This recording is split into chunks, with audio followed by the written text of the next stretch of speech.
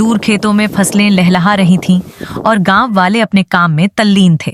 रामू एक मेहनती किसान था जो अपनी पत्नी कमला, बेटे अर्जुन और बेटी दुर्गा के साथ एक छोटे से मिट्टी के घर में रहता था। एक दिन कुछ लोग भागते हुए गांव में आए और सभी को बताया कि 2 दिन बाद बहुत तेज बारिश होगी और एक तूफान आएगा जो गांव का सारा जीवन नष्ट कर देगा। यह सुनकर पूरा गांव हैरान रह गया। ज्यादातर लोगों को इस पर यकीन नहीं हुआ और उन्हें लगा कि यह महज अफवाह है, लेकिन इसकी पुष्टि कुछ ऐसे बुजुर्गों ने की जिन्होंने पहले भी इस तरह के तूफानों का अनुभव किया था। कमला ने आहिस्ता से कहा, हमें कुछ करना होगा। हम अपने बच्चों को कैसे सुरक्षित रखेंगे? हमें सोचना होगा। अगर सचमुच ऐसा कुछ हुआ तो हमें गांव छोड़ना होगा। रामू ने अपने परिवार को गांव से बाहर सुरक्षित स्थान पर ले जाने का फैसला किया। दूसरे दिन कमला ने घर का सामान पैक किया। कुछ अनाज, जरूरी कपड़े और कुछ अन्य सामान एक थैले में तैयार किया।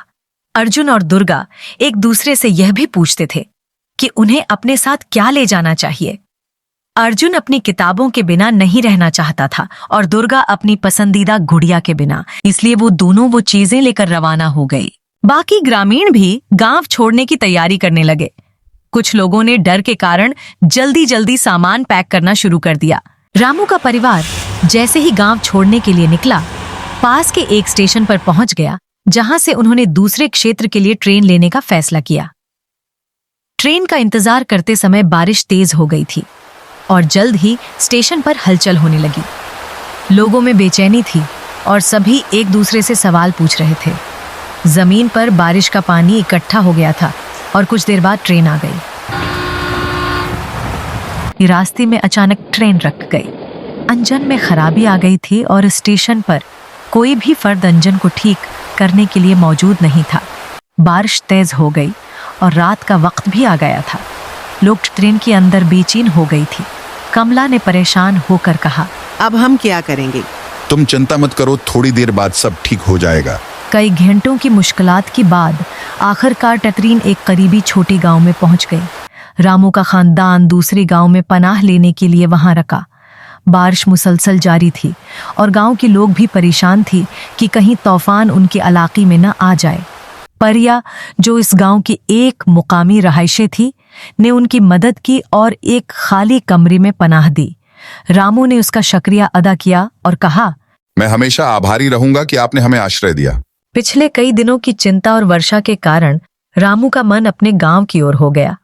वह जानना चाहता था कि उनके गांव में क्या चल रहा है। कमला ने कहा, हाँ, हमें वापस जाना चाहिए, कम से कम यह पता लगाने के लिए कि हमारी जमीन, घर और फसलें कैसी हैं। अगले दिन जब बारिश रुकी और सूरज निकला तो रामू अपने परिवार के साथ गांव वापस जाने के लिए निकल पड़ा। जैसे ही वे गांव के करीब पहुंचे, उनकी आंखों के सामने तबाही का मंजर था। उनके घर मलबे में तब्दील हो गए, खेतों में पानी भर गया और फसलें नष्ट हो गईं। गांव के अन्य लोग भी तबाह हो गए और कुछ शव मलबे में दब गए। रामू का दिल टूट गया। इस दौरान भगत जी, जो एक बुजुर्ग किसान थी, रामू के पास आई।